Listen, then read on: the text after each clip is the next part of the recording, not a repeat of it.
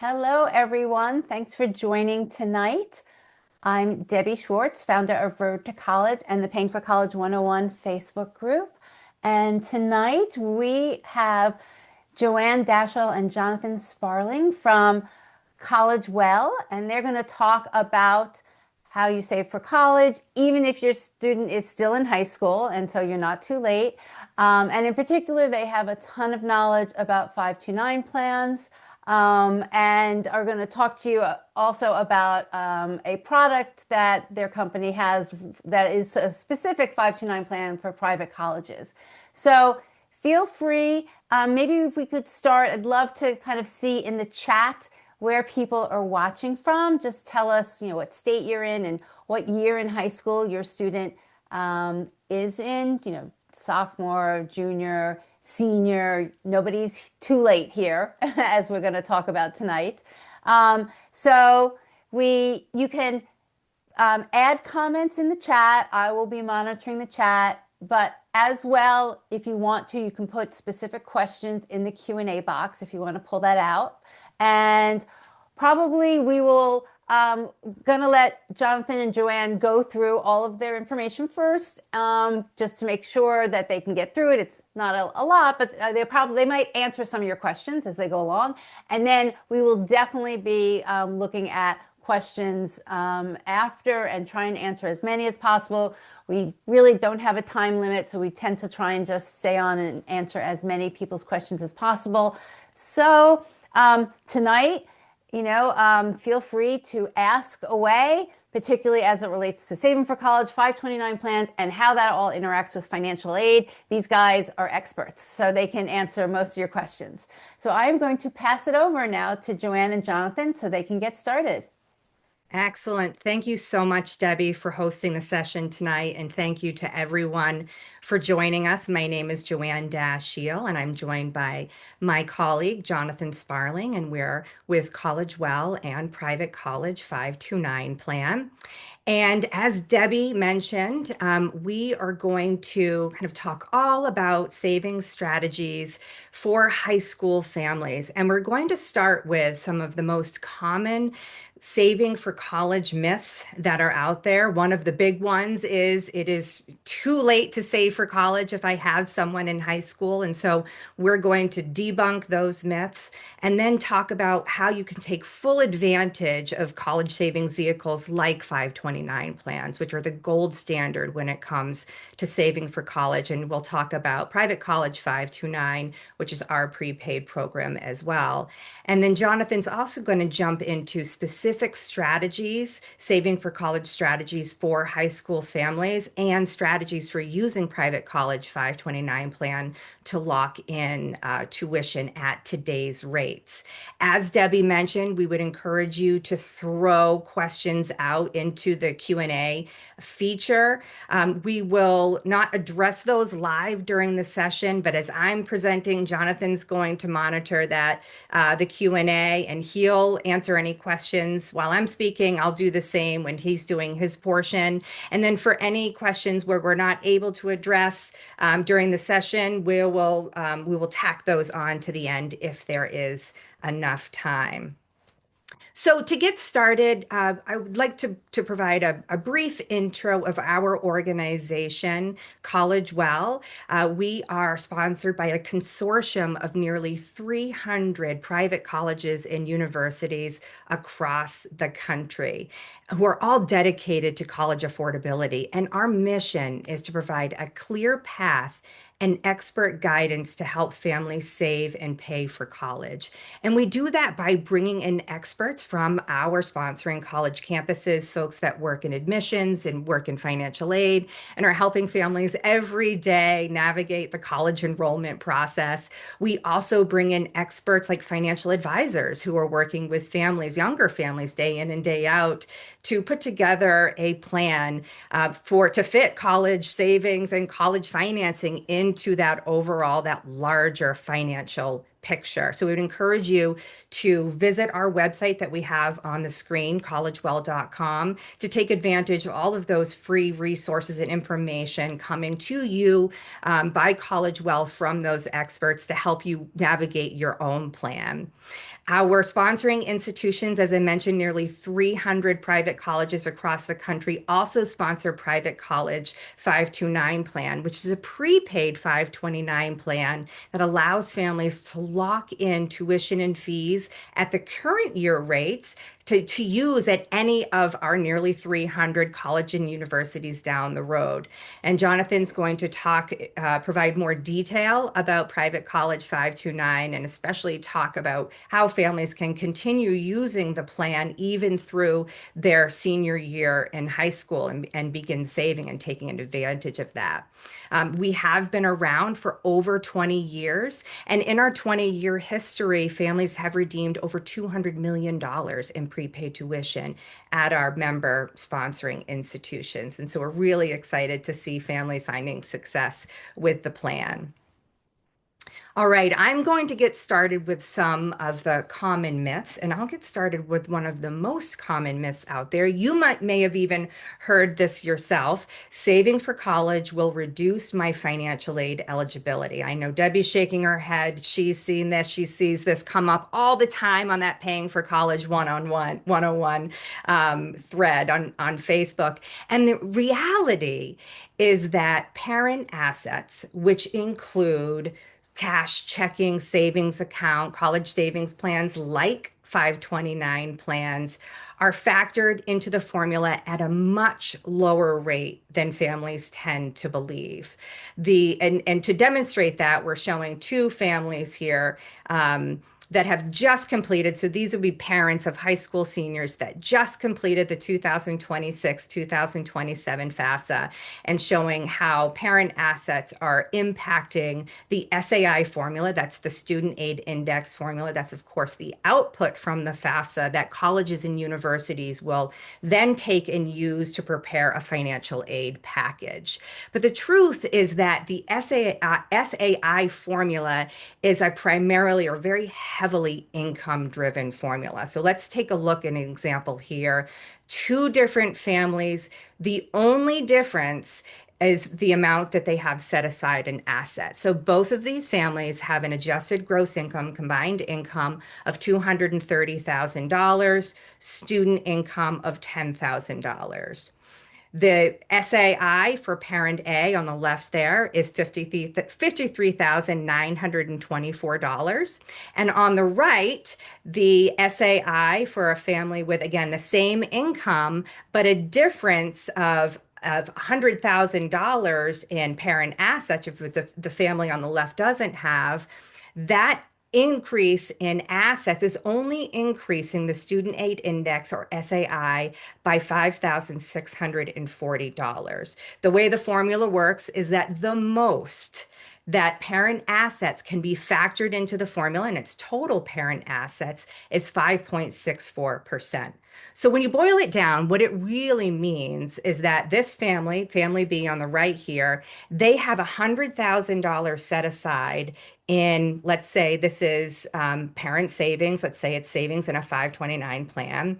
And the most that that's going to reduce their financial aid eligibility is by $5,640. Now, and at some colleges and universities, depending on their packaging policy, that might have zero impact on the financial aid award. And there are a lot of different factors that go into what makes up the total financial aid award, but it might have zero impact on the financial aid, ultimately the financial aid award. But that family has $100,000 now. They can decide how and when they want to use that to help them meet college expenses. So again, yes, 529 plans, like many other parent assets, are required to be reported on the FAFSA and will be factored into the SAI formula, but at a much lower rate than families tend to believe. Now, there's also some more recent good news about the treatment of 529 plans in the FAFSA or SAI calculation. So the way that it works right now, and this did start with the 2024-2025 FAFSA. However, there may still be some old misinformation that's out there. And so it is important to know what you have to actually report on these forms and pay very close attention to the application instructions as you're completing them. But again, some really great news when it comes to 529 savings plans. The way it works right now is that parents are only required to report the amount that they have set aside for the beneficiary in the beneficiary's name for the student who's completing the FAFSA. So if they have 529 accounts set up for other students in the household, let's say the student's siblings, the total amount of those 529 plans would not be included in the amount that they were reporting for that beneficiary. That is a change, again, starting with the 2024-2025 FAFSA. Also, if there is a non-parent owned 529 plan, let's say that there's a 529 that's owned by a grandparent, an aunt or uncle, or a rich family friend, which would be fantastic, that is not reported anywhere on the FAFSA, either as a student asset or a parent asset. Now, it used to be that distributions from those accounts, once they were taken, would be reported as untaxed student income on the FAFSA, but that is no longer the case. And as of right now, they are no longer required to be reported. It is important to mention that if the student is required to complete the CSS profile, and some families might be familiar with that, especially if I know we have a few parents of high school seniors on the line tonight who may have had to complete that form. The CSS profile, for those who are unfamiliar, is required by around between 200 and 250 institutions. Those are mostly private colleges and universities. They require that form in addition to the FAFSA because it does dive a little bit deeper into the family's finances so that they can equitably distribute their own institutional aid dollars. So they use the CSS profile for that. And because it does dive a little bit deeper into the family's circumstances, they do collect more information about parent assets and also other resources that the student has at their disposal. And so on the CSS profile, families are required to report the total amount that they have set aside in 529 savings, whether it's for the student, but also to include siblings.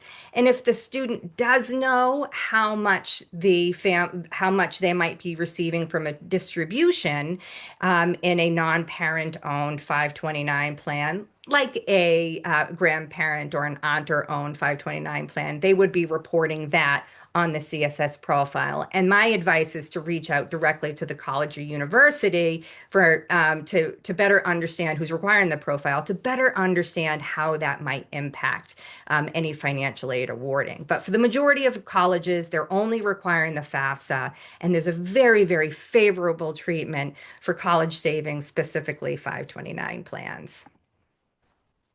All right, so here's another really common myth that unfortunately does keep people from saving for college. And this is that my child will get enough scholarships, so I don't need to save.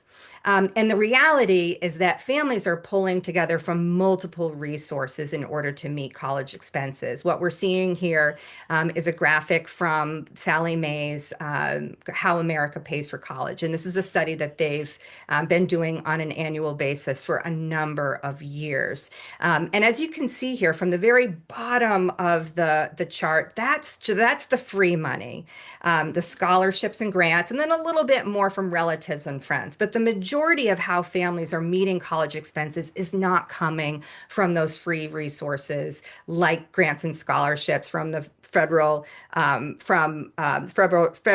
or state sources or even institutional sources.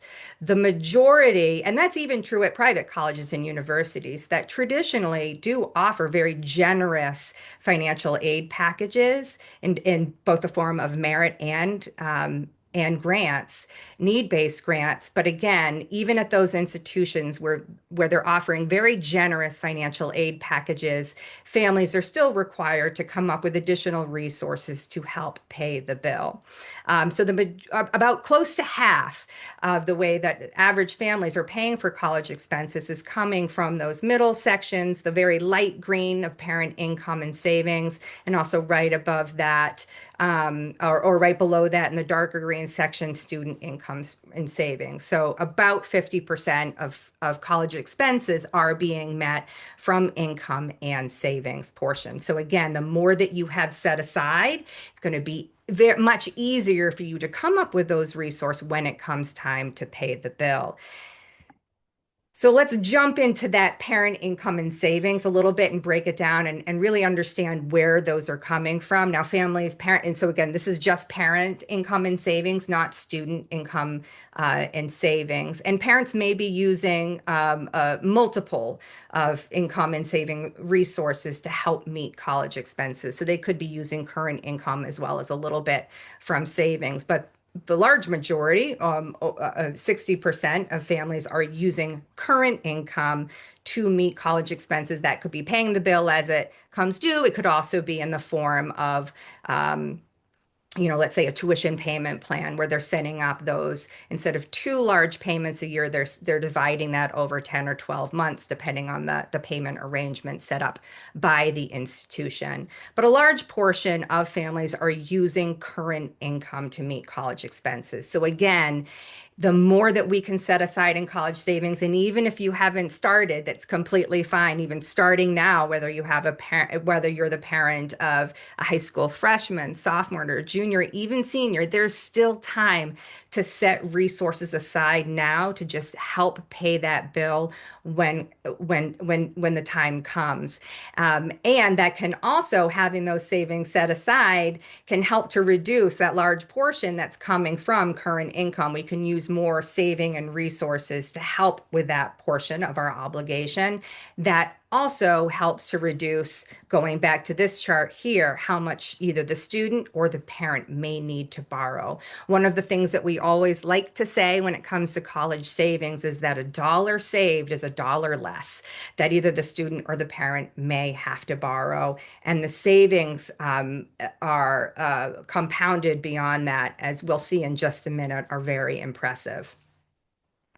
As I mentioned at the outset of this, one of the most common things that we hear, especially from parents of high school students, is that it's just too late to start saving, and so there is no point. First of all, most families are not saving to meet their full college costs, right? We saw before how most families are meeting college expenses. The majority of families are not setting aside enough resources to meet 100% of tuition and fees and room and board and all of the other expenses that go along with it. And that's okay. Again, a dollar saved is a dollar less that you as a family may together with the parents and student may have to borrow. And so whatever you can set aside will be advantageous for you in the long run. And of course, as I mentioned, there are significant benefits of saving as opposed to borrowing. And so let's just look at an example here. This would be a good example of a parent of a high school freshman who started saving in the freshman year. They got 4 years to save and setting aside $500 per month out of pocket. If we can put, it doesn't matter where we're saving. It's a general savings vehicle here, and we're getting a 5% return. And that accumulates to over 4 years with that 5% return, $26,448. That's resources that I have set aside. Plus, I could cobble that with my current income now to again help meet college expenses. But if I didn't do that, if I had $0 set aside in savings and I needed that $26,448, if I needed it and didn't have it set aside, I might have to borrow it.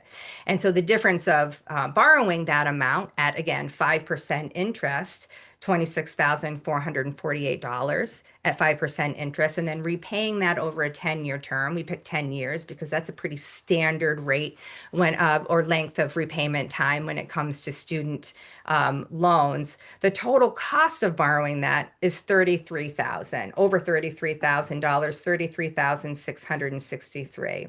And so we can compare the out-of-pocket costs of setting aside resources now and benefiting from interest growth until the student goes to school, as opposed to borrowing that amount and paying interest in the form of a loan. The out-of-pocket costs are the difference between $24,000 and almost $34,000. So again, significant savings that we can benefit from if we set resources aside and let those accumulate, even with just a few years before And college Joanne, can begins. I just make a comment? Honestly, the Yeah, 5% you've chosen for the borrowing is, it would be nice if we could see 5% interest rates. The that's reality is that that's true. the past few years, they have been much higher. So Absolutely it's just true. something for the parents to keep in mind. That's absolutely correct. And that's especially true for parent loans, student loans, specifically the federal student loans are lower. Parent loans around 8, 9% Exactly. on average. So you're right. It's a very conservative interest rate figure on the borrowing side.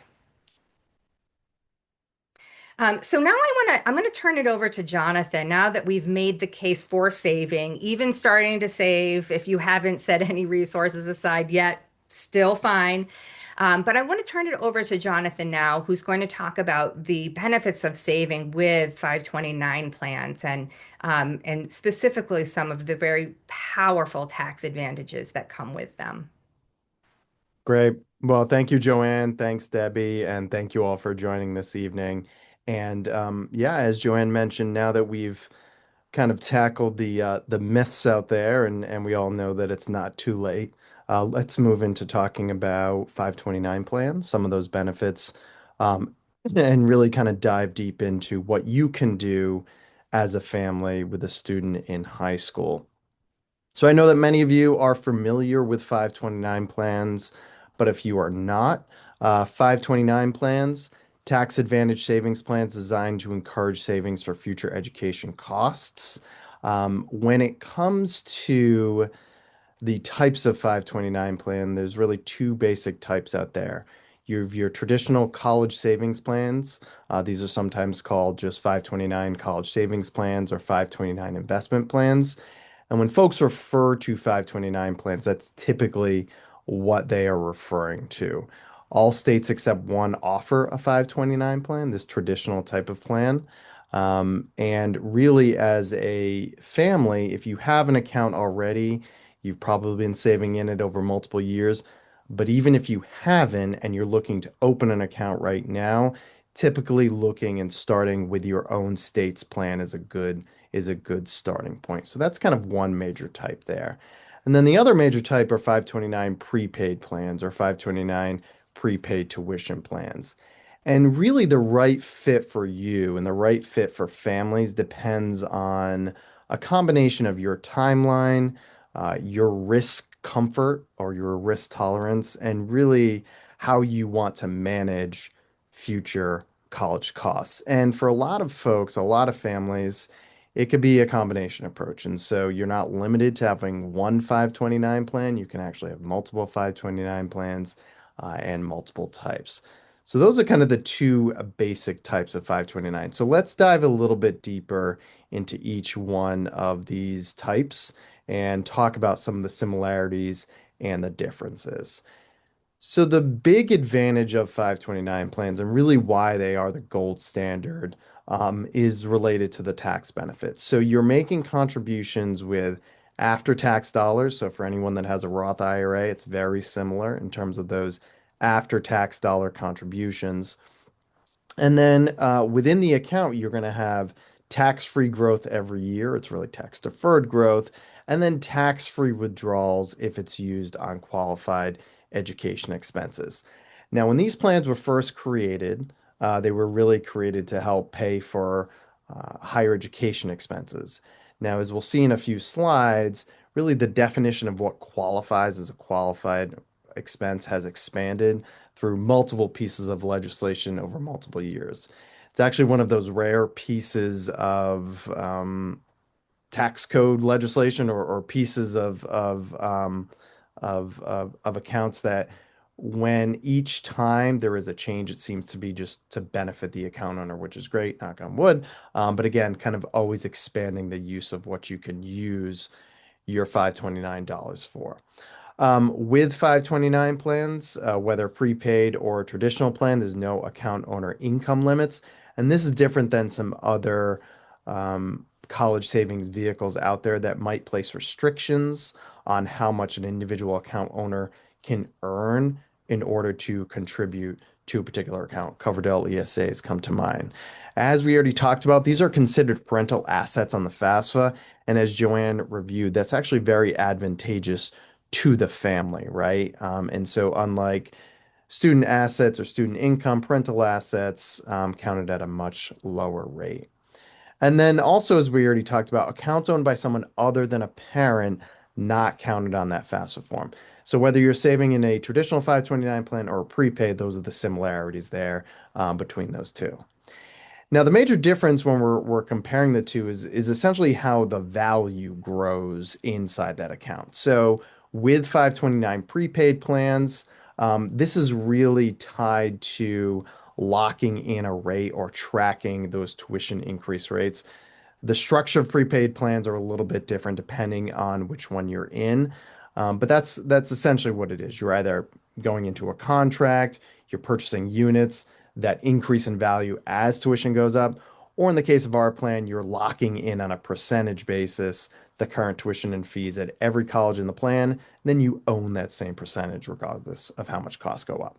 Now, this is different than a traditional plan, which is really that market investment. So it's following the market, market exposure, and again, depending on how your portfolio is set up or how the underlying assets are set up, that could really impact what your ultimate return value is. With prepaid plans, they're not offered in every state. About 9 states still offer prepaid plan. And then again, our plan is a national plan working with those colleges across the country. Most prepaid plans do come with a state residency requirement, either for the account owner or the beneficiary, or both in some cases. You can see the exceptions listed there. Again, most prepaid plans are designed for in-state public colleges. And many prepaid plans do have a set enrollment period. And so that's kind of when you're going out and making those contributions. So again, if you have a 529 plan already, this is a review for you. But if you don't, and if you're looking to start saving in a 529 plan, again, starting with that state, whatever state that you're in, kind of looking at that first. Depending on the state that you're in, while there's no federal income tax deductions or credits, there could be state income tax deduction or credit for contributions. But then beyond that, just looking at, what are the fees associated with your plans? What are the underlying assets? What do they offer from a customer service standpoint? So again, if you're looking to start that, that's kind of where I would start looking at. And then if you are considering that prepaid option, and we'll talk a little bit more about ours later, but what are the institutions that you're either currently looking at or maybe, have very near in the future? And, just thinking about your own risk tolerance. And again, for a lot of folks, perhaps opening both might be the way to go. All right, so let's talk a little more about some of those qualified expenses or those because again, they are expanding, and that's a really a good news again for you. And so one of the reasons I believe that 529s continue to be so popular again is because the expanded definition of what's considered a qualified expense. So, the big ones obviously tuition, mandatory fees, room, board, textbook, supplies, required equipment. Those are kind of the big expenses out there. But again, special needs services in the case of a special needs beneficiary, computers, food and housing, again, as long as the beneficiary is at least half time. So those are kind of those big expenses, those qualified expenses that we think of when we think of 529 plans. But beyond that and beyond higher education expenses, recent legislation has actually increased what the definition of a qualified expense is to some K through 12 expenses. So up to Now it was initially $10,000 per year per beneficiary for K through 12 expenses. With the passage of OBBB, qualified K through 12 expenses expanded. I won't go through that list, but just essentially it expanded to what it could include. And then also increase that annual limit of what you can use from 10 to 20,000, and that's beginning in 2026. So many of you are on the line. Obviously, we're thinking about college costs and college savings and how you're gonna, you know, get through and pay those expenses. And so 529 is a very powerful vehicle. But if you do have 529 funds already, if you have younger children, just knowing that again, it can be used for K through 12 expenses as well. And that's not the only thing. Beyond K through 12 expenses, you can actually use 529 funds, again, in a qualified state, qualified expenses, up to $10,000 for student loan repayment. That's lifetime. And then another new piece of legislation that went into effect is that you can actually roll over unused funds into a Roth IRA in the name of the student. So there's some stipulations in terms of how long you need to hold the funds, how long they've been in place, and you're subject to the maximum Roth contribution every year.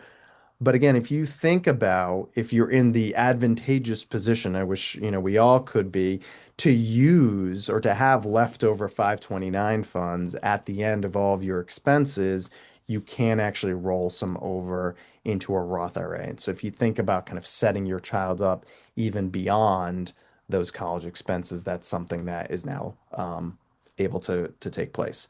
And then one last, other big piece here, another change as part of OBBB.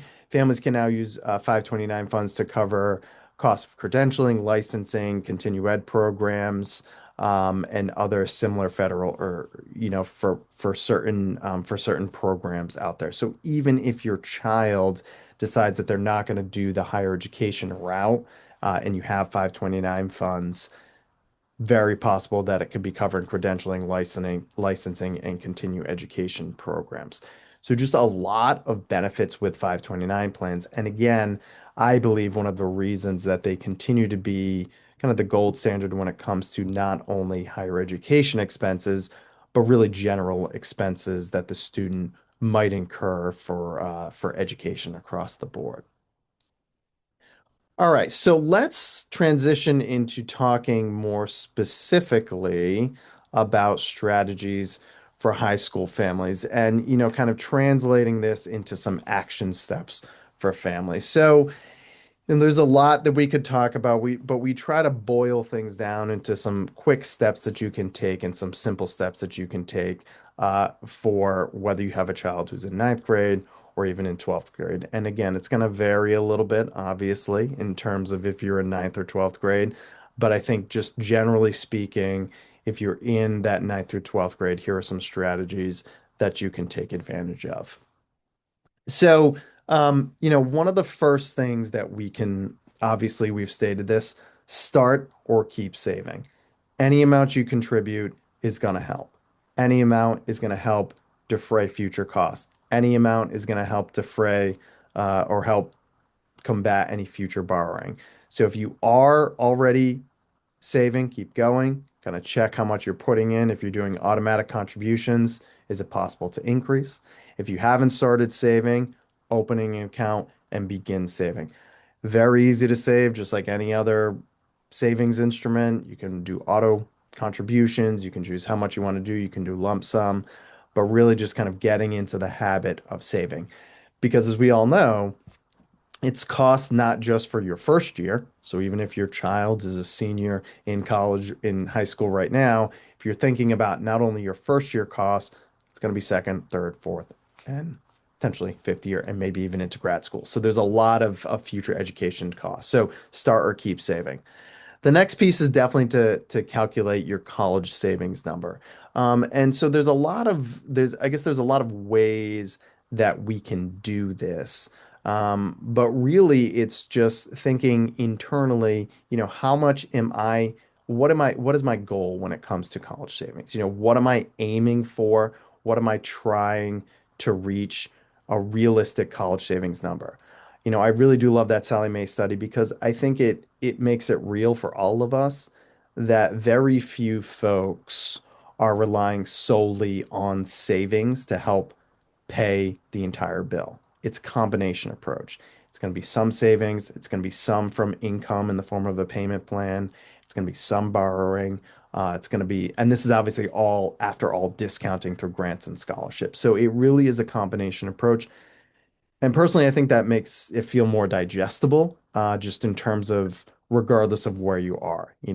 My oldest is 9 years old, and I look at what's in his 529 plan, and I've got some years, but we're not going to be saving for 4 full years, but that's okay because I know that it's going to be a combination approach there. And we'll talk a little bit more about, how you can actually get a little further into kind of finding that college savings number. Review your 529 investment options. So, if you do have a 529 plan or you're about to start one, what's your asset allocation in your 529 plan? If you're getting closer to drawdown, that might be a time to look at where are your funds currently right now. Are they heavily in equities? Markets are performing pretty strongly, but you might want to potentially reassess and reallocate those. Um, are you in a savings or prepaid plan? Again, might be an option if you're looking at what colleges are on your list. We every year are working with families that are in a traditional 529 plan. They're looking at one of the schools in our plan, and they might move some of those funds into our savings plan. They're going to lock in a few years before to essentially protect against any tuition inflation, but not have any market exposure. So again, what does your asset allocation look like? And now, for many of you, if you've been saving in a 529 plan, a traditional plan for some time now, you may automatically be in a portfolio that auto adjusts in terms of a glide path. But again, just take a look at that and currently where are my investments in my 529 plan.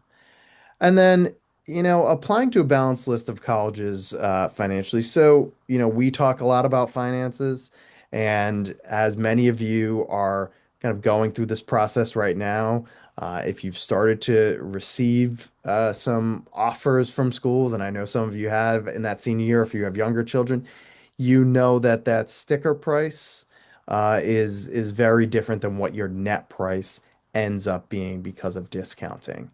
That said, it's really important to kind of have a variety of lists, a variety of colleges on your list, and do considering that financial cost. And I would encourage you to, you probably have your list of colleges within your 75 to 90-mile radius, but what's outside of that? Are there like schools outside of that radius? Uh, if you live in a heavy populated area, could you find a similar school outside that?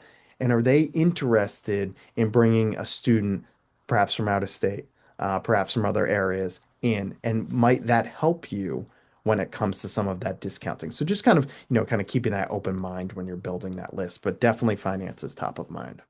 All right, so let's talk a little bit about more about kind of finding your college savings number and one of the ways that you could tackle this. So there's a lot of ways to do this and a lot of ways to approach this, but kind of one relatively quick way to do this. You can visit different colleges' websites to research costs. Um, and colleges have what's called a net price calculator, what's going to help estimate your net cost. Again, it's an estimate. These calculators are really intended to give you an idea of what a family like you might be, what your net price might look like. It's not a hard and fast number. College Scorecard is another resource that you can use. But in terms of just kind of getting an idea of what you're going to be looking at. So it starts with that total college cost. So that's that sticker price, that published price, that big number that's 70, 80, 90,000, 100,000 at some colleges and universities. And then, subtracting from that any financial aid that you may receive. And then that's going to be left, what that's left is going to be your net cost. So that's your kind of your net cost to you as a family. And then out of that, you're going to be looking at, do I have any other outside scholarships, other gifts? What am I doing or what am I going to plan to do for a payment plan? What am I planning to borrow for a loan? Combination of parent student loans. And then what's left is going to be your college savings number. Because again, this works in those three buckets essentially of how we're meeting college costs after financial aid. It's previous savings, which is kind of your college savings number.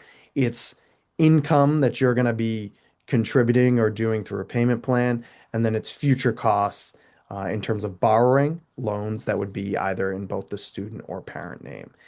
And so this again, I think just is realistic. It's achievable. It gives us a number. And the reality is, if you've been saving for some time and you're not near your college savings number, that's okay, right? Because any amount you can kind of increase a category here or there. If you're just starting to save, this kind of gives you a good idea of what is or a target to shoot for. I would also say too that when you're going through this exercise, and again, easy for me to say with my oldest not even being close to college, I think just having those realistic conversations about what we we as a family, what are we comfortable with taking on in terms of debt? What is realistic for us? Is graduate school in the future? Am I going to help you for graduate school parents? And just kind of having that realistic conversation, knowing kind of where you are or where you could potentially be when it comes to saving for college, however many years you have left, if it's 4 years left, 3 years left, 2 years left, and so whatever it might be. And I think that works into this conversation in general. All right, so before we get to any other questions, just to recap a little bit more about Private College 529 plan, and some of this Joanne mentioned earlier, but when you think about kind of the world of 529s, you have your 529 savings or investment plans. We do fall under that prepaid plan. What makes us really unique in the space is that, again, we are working with close to 300 private colleges and universities across the country. And essentially, when you save in our plan, you're locking in on a percentage basis the current tuition and fee rates at every school that's in the plan and any that may join in the future for folks with any younger children. That guaranteed prepaid tuition is essentially that tuition is guaranteed for up to 30 years by our member colleges. There's no fees or market risk to you. Again, it's simply the value of your account grows as tuition goes up. And it's not tracking at an index, it's tracking at the actual tuition increase of the school that you ultimately choose. And so, kind of an example standpoint, if you're opening an account today, you're locking in a different percentage at every college or university in the plan based on today's 2025, 2026 tuition and fee rates. And you own that same percentage regardless of how much costs go up. So it's a really powerful tool if you're looking at protection against tuition inflation. It pairs very well with the traditional 529 plan. There's also a strategic advantage, I would say, for late stage savers, for folks like yourselves that are in high school and even into senior year of high school. And that is, works into one of the rules of the plan. And so let me kind of walk you through that example there, because as we like to say, it's never too late to start saving for college, and that is actually very true in our plan as well, as other 529 plans. So one of the stipulations of our plan in particular, and again, this is just looking at our plan, is that there is a 36-month hold from the time that you open an account and make contributions to when you can use those funds.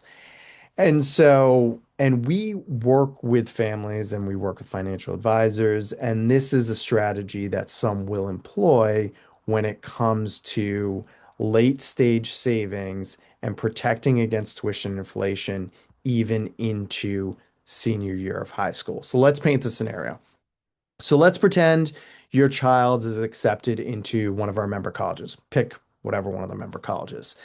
You can actually open an account and you can lock in tuition for senior year of college. Again, you'd be making a contribution in 2026 before June 30th. That's when the rates reset. Rates reset on July 1st every year. So as long as you make a contribution by June 30th, you would be able to use those funds in this case, if your child was a senior in high school, for senior year of college. And essentially, how it would work is, in this particular case, you could make an entire contribution for the however much it is.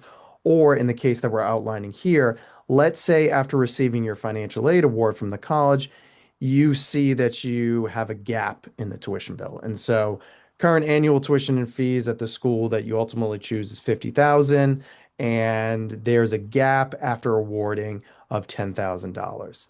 If you had those funds, or if you were saving in a traditional 529 plan, you could actually open an account with us. You could roll $10,000 into the plan as long as it's done before June 30th. And then 3 years in the future, if we assume that tuition goes up 4% a year each year, well, your $10,000, which locked you in at 20% this year, is redeemable for 20% of that future tuition. Because again, you still own that 20%. And so that's grown to a little over $11,249. So just under $1,250 in tax-free growth. Small increase there, but you can see kind of the power of this, right? This has locked you in. You're getting that 4% return on that $10,000 deposit, and that's like a tax-free tuition scholarship for senior year of college. And you can substitute any dollar amount in here. And so, as you're thinking through some of those late stage strategies, right? Where am I? How much do I have set aside? And what's my ultimate number? This is just one example of how you could use our particular plan at a school, one of the member colleges, after your child is actually accepted.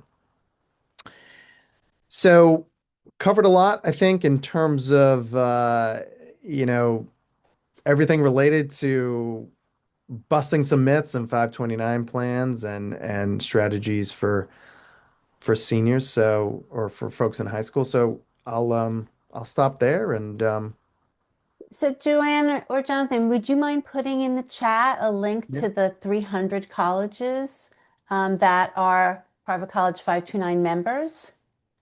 absolutely. Yes, absolutely. Yep. And Um, yeah, I would encourage, anybody who is here tonight or watching at a later point that definitely take a look at those colleges. If you're a student, if there are several colleges on the list where have a good sense that your student's going to apply, then if you are earlier in high school, in ninth grade, 10th grade, 11th grade, there's kind of no harm in opening up a private college 529 plan. But what I loved was what Jonathan just described is when you do find out that your student has gotten an Mhm. offer and there's a or you find out that your student is decided to go, it's almost like a no-brainer that you should take if you have existing 529 funds, Mhm. roll it over into a private college 529 fund before the end of June, and then you've just locked in that year's tuition that you can use in Good senior year. year. I mean, Mhm. there's really no right. other Yeah. product or service that allows you to do that.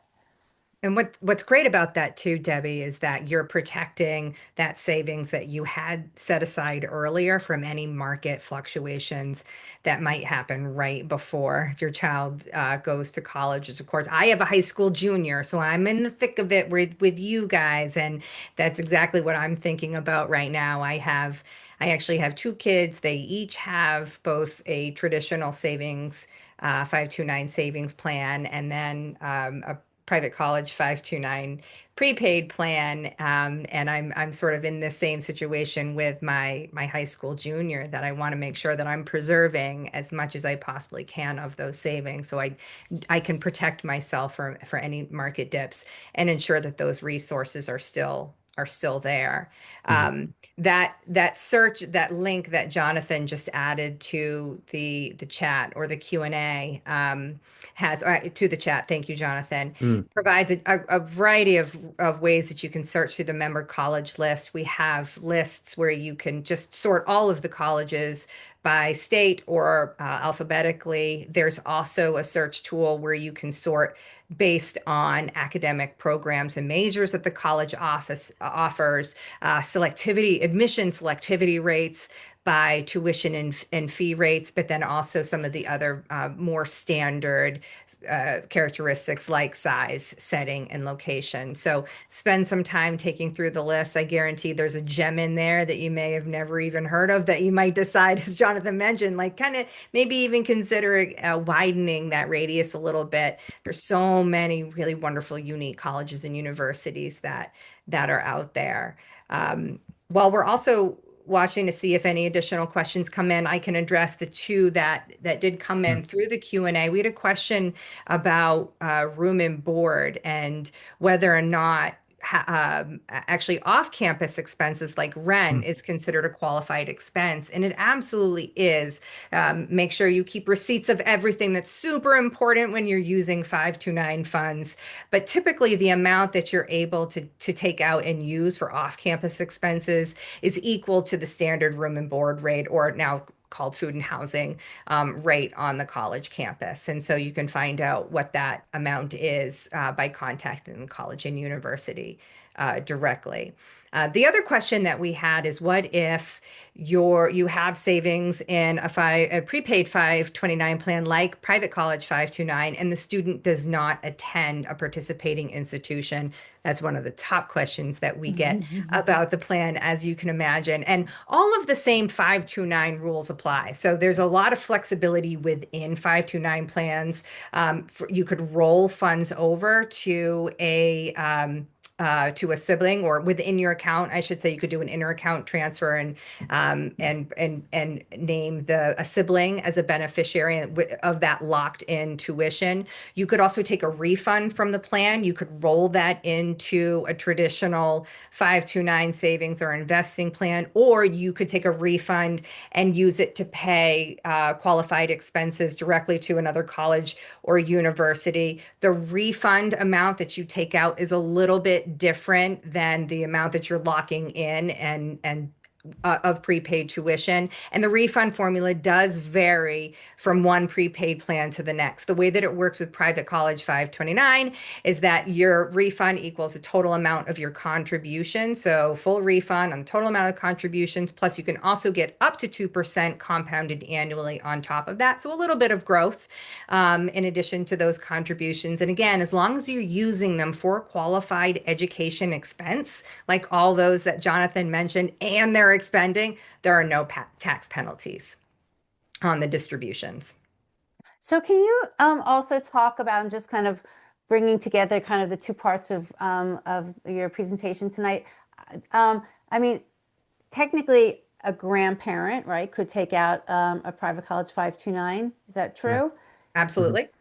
Um, Absolutely. Yep. And as we learned, very favorable treatment in terms of the FAFSA. They are not that would not be Mhm. reported as a parent or student asset on the FAFSA. So absolutely anybody can open a 529 plan for any beneficiary. There are really no limits to that. so somebody is asking, is there a benefit in using a 529 savings plan when paying for college primarily with income? So I think is the question, is there a benefit to using a 529 if you're planning to primarily pay with income, is there any benefit to also using a 529 plan? Let's say if perhaps you're thinking we could afford this with our current cash flow.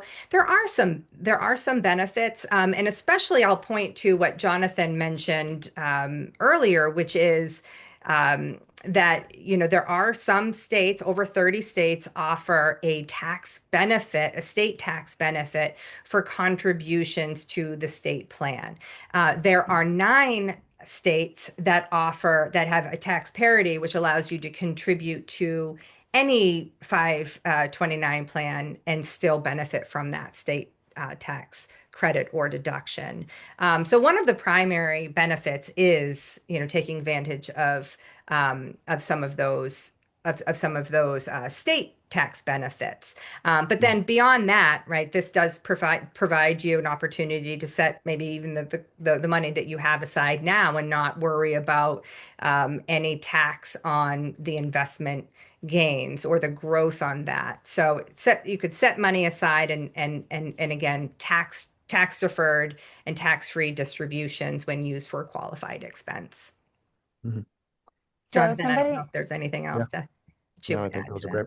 somebody is asking, well, first they're saying, I can only see benefits to what you're talking about, but are there any potential limitations to what you've talked about tonight with regards to 529 plans or to private college 529?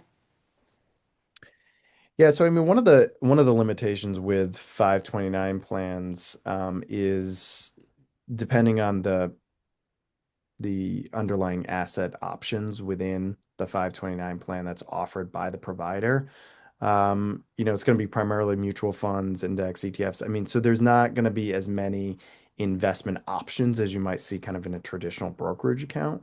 So if you're looking for some of those, then you're not going to necessarily have those with your 529 plan managers or options. On the prepaid side, obviously, you're tracking tuition inflation. And so there's always there's that trade-off of not having market exposure. But again, that's that hedge and that risk place that we put into place. So, that's typically one of the knocks on 529 plans is just like what assets that I can invest in as a potential con. But yeah, I mean, the reason you don't see a lot is because there's not really a ton, right? And I think that especially for families in your position and you're at this webinar, so obviously you're interested in learning about these things. I think that there are just those benefits that keep growing. But that is one that I would point And to. do you have a sense of how many people who have a private college 529 uh, account also have a traditional 529? I mean, to me, that's really like Mm, where you can kind of use the benefits of both types of 529 plans. Anecdotally, we do. yeah. We don't, that's not a question that we ask. Mm-hmm. So I don't have an exact number to give you. But anecdotally, from the customers that we speak with, we know there certainly are instances like myself, right, where I'm saving, I'm locking in prepaid tuition with private college 529. I don't have to worry about market fluctuations with that. And then I'm saving for other qualified expenses in my state-based 529 savings plan. Yes, I am certainly subject to market volatility there, but also benefit from the Right. growth. And I look at that both of those together as having a balanced portfolio for Right. college savings and with all the flexibility of 529 plans, transferring from one 529 plan to another without tax penalties. I know I have a lot of flexibility to use the funds if my oldest doesn't go to a PC 529 member school, my youngest might, and right, and I've still retained that locked in tuition. So somebody is asking when it comes time to actually use the funds and pay for college, how does that work? How do the redemption process Yep. handled? Some of it depends on the plan. So, for example, with prepaid 529 plans, in most cases, they're going to send those funds directly to the institution. But with saving and investing and plans, it really is up to the family to decide how they want to do it. You can take a distribution from the account and then use it to pay funds, or you can have your 529 company plan send the money directly to the institution. You might want to find out from the organization what their preferred method is and how long it typically takes for them to send funds from their organization to an institution. But if you wanted to handle all of that yourself, that's absolutely possible. My recommendation is to make sure that you keep very good records. At the end of the year, your 529 plan is going to send you a statement showing how much you distributed. The college and university is going to send you a form to show you your qualified expenses. So that is proof that you have to show what you've used it for. When it comes to off-campus expenses, expenses or any qualified expenses that the college isn't going to bill you directly for, make sure you save those receipts.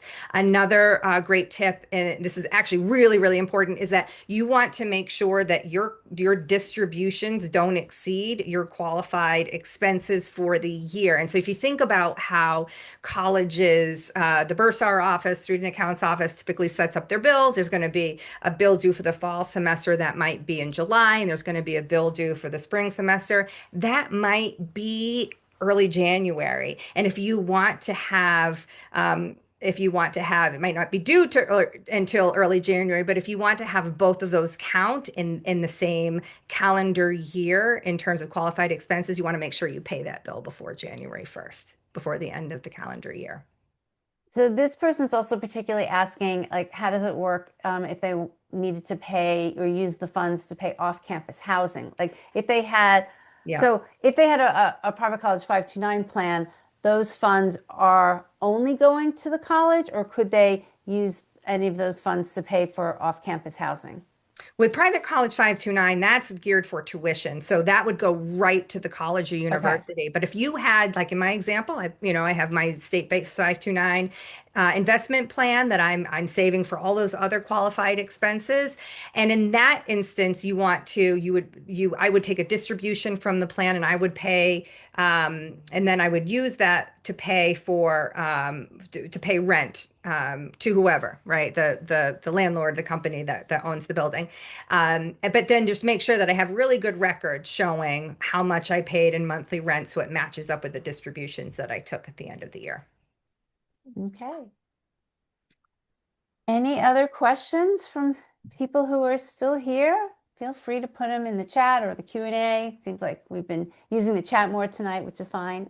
Yep, we're flexible. This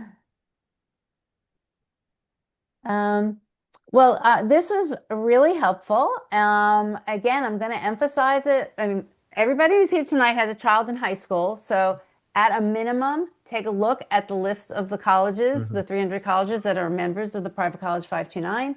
And then I'm really going to harp on the families who have seniors because you can really take advantage if your student ends up enrolling in one of those colleges. Several ways that we talked about tonight. Yeah. Maybe, you just put in straight savings that you have that you were going to use for college that, might not have been in an existing 529 and you kind of want to lock in the tuition now that you know where your student's going to go to college, or roll over some of the money from the regular 529 that you have and lock in the tuition. I mean, there's really no other place where you can lock in tuition these days. And the reality is the tuition increases at a minimum of 5%. I mean, we've seen it higher. That is something that people don't always factor in when they think about their total costs over 4 years. They kind of just, basically I take my first year costs and I'm just going to multiply it times 4, but unfortunately not. You have to kind of factor in not just inflation. You have to kind of look back at what the school has kind of had this pattern of increasing, and use that tuition increase into your cost estimates of what it's going to cost for going for 4 years at that college, not just one. That's right. Such a good point, Debbie. Okay, yes, somebody said, I guess I have a lot more research to do, and they love the lock in the tuition idea. Okay, glad that idea got across because that was important, and it's just true. It's just an opportunity that a lot of people just don't understand. Okay, well, thank you, Joanne and Jonathan, and everybody here. We will send out a link to the recording either probably early next week, and with links to additional information. But as always, feel free to reach out to Jonathan and Joanne, to Private College 529 if you have any questions. You can also reach out to me if you have questions, and I can forward them on to Jonathan and Joanne. So lots of places where you can get your questions answered. We just want to make sure that we can help everybody as much as possible in this unfortunate, crazy process of figuring out where your student's going to apply, where they're going to go, and how to pay for it. It is a little crazy. And I just dropped an email link in there that Jonathan and I both have access to. So send any questions along and we'll make sure to respond to anything else that might pop up after the session this evening. Okay. Thank you. Good night. And thank you, Jonathan, Joanne. Thank Thanks, Debbie. you. Thank you, everyone. Bye.